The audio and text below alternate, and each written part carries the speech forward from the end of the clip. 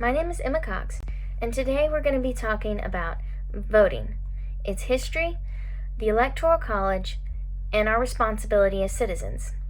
Voting has been an important part of our government since the beginning. The Constitution gives the right to vote to all free men.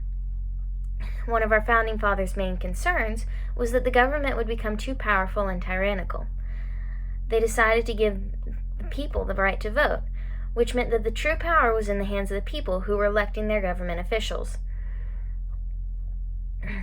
However, it wasn't until after the Civil War, when the 14th Amendment, that all men were able to vote.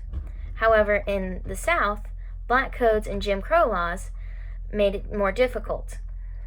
Those laws were, according to Adams, intended to suppress the black vote and ranged from imposing voter requirements such as grandfather clauses, poll taxes, and literacy tests to holding white primaries. And once the Union pulled out of the South, the local authorities enacted these laws, trying to keep black people away from the polls. Women had also been lobbying for the right to vote since the Civil War. However, it wasn't until the late 19th century that they began to pick up steam. With much difficulty, the 19th Amendment passed Congress and women were given the right to vote. However, inequality in the voting arena ranged up until the 1960s, when the Voting Rights Act of 1965 ensured that everyone had the right to vote. The Electoral College came about because the Founding Fathers were concerned about how the president would be elected. Some said that Congress should elect him, but that could give Congress too much power. Others said that it should be by the people. However, that could give larger states too much authority. In the end, they came up with a compromise, a body of electors that would cast their votes based on popular votes of the people in their states. According to the second article of the Constitution, each state shall appoint a number of electors equal to the whole number of senators and representatives to which the state may be entitled to in Congress. This ensured that the larger states didn't have too much influence over the elections because each state had the same representation that they did in Congress. However, the popular candidate doesn't always win. This has happened 5 times in U.S. history, most recently being the 2016 election when Donald Trump won the electoral votes, but the popular vote went to Hillary Clinton. This can happen when a candidate wins the plurality vote in a state, which will give them the electoral votes, but they only win that state by a small majority. If they do this across enough states, they can garner up the electoral votes they need to win.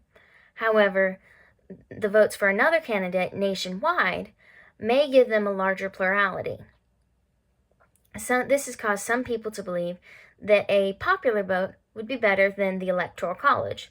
However, according to Smith, the national popular vote bases its formula on a simple plurality, but a candidate who wins a plurality of less than 50% was not the choice of over half the voters. In the end, the Electoral College has given us a good compromise of the necessary portions on how to elect a president. Finally, voting is our right, and it comes with the responsibility of exercising it. We need to get out and vote because our vote can make a difference. For example, the 19th Amendment passed Congress by a 1-vote majority. So your vote can make a difference in who gets elected. Another one of the responsibilities that comes with voting is to do our research and know who our candidates are and what they stand for. However, because of the number of elections, this can often lead to voter fatigue. This is described by Crutz as when voters grow tired of voting and stay home from the polls. While this can happen, it is important that you still vote even if you can't do proper research.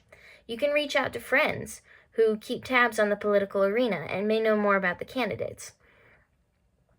In the end, use your best judgment and vote vote anyway.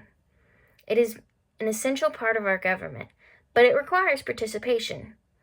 So, remember to get out and vote. I hope you have a nice day. Thank you.